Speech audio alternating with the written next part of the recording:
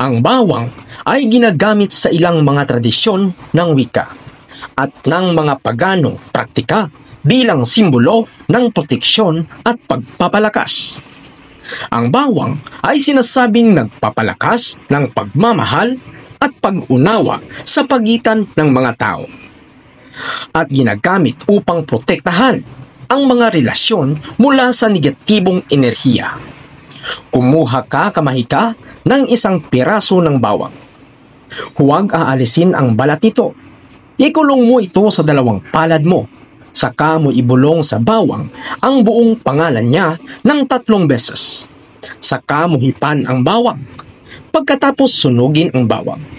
Ang post na ito ay pagbabahagi lamang ng isang tradisyonal na kaalaman at pamamaraan na hindi suportado ng siyentipiko at hindi garantisado ang resulta na sa iyong kapasyahan kung ito ay paniniwalaan o susubukan. Paunlarin at mahalin mo ang iyong sarili dahil ang tunay na pagmamahal ay kusang ibibigay sa iyo ng isang tao kahit hindi mo ipilit.